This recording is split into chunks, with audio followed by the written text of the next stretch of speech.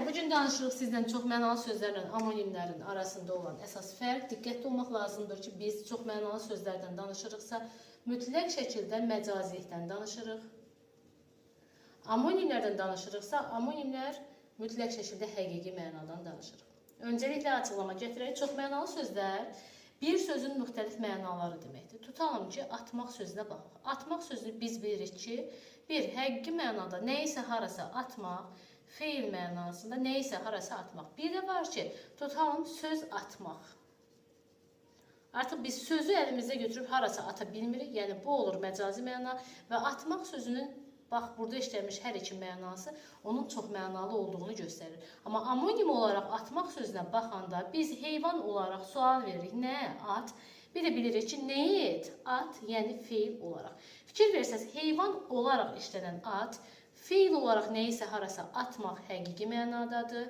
Nəyisə harasa atmaq və söz atmaq isə məcazi mənadadır. Deməli, atmaq sözü həm çox mənalı sözdür, həm amonim sözdür. Çox mənalı sözlər və amonimlərin fərqi nədir? Öncəliklə oxşarlığına deməli, nəzər yetirməliyik. Çünki biz bunları oxşadırıq deyə fərqləndirə bilmirik.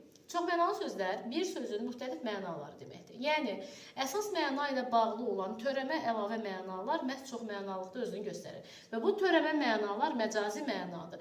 Çox mənalı sözlər və amonimlər hər ikisi eyni cür deyilir, eyni cür yazıldığı üçün biz bunları fərqləndirməkdə çətinlik çəkə bilərik. Amma dediyim bir neçə açar məqamla biz bundan sonra onları qarışdırmayacaq. Çox mənalı sözlərdə məcazi əsasdır. Çox mənalı sözlərdə tərəflər mütləq şəkildə eyni nitq hissəsinə aid olur. Bu önəmlidir. Çox mənalı sözlərdə mütləq əsas məna ilə bağlılıq olur. Əsas məna ilə bağlılıq olur. Yəni, tutalım insanın qolu. İnsanın qolu deyəndə biz həqiqətən də bizim bədənimizin ətrafı qol sözünü nəzərdə tuturuq və bu qol sözünü bənzədərək tutalım ağacın qolu, çayın qolu deyiləndə artıq onlarda da əsas hissədən kənara bildirən hissəni bildirdiyi üçün məhz bu əsasda törəmə məna, məcazi və çox mənalılıq yaranır.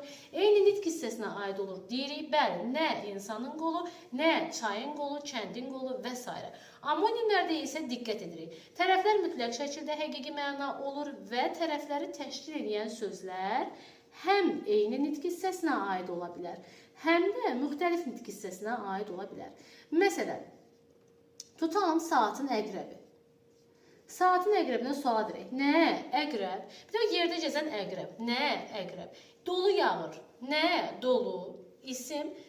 Dolu qab. Necə qab? Dolu qab bu da olmuş olur məhz sifət. Yəni tərəflərdən biri isim,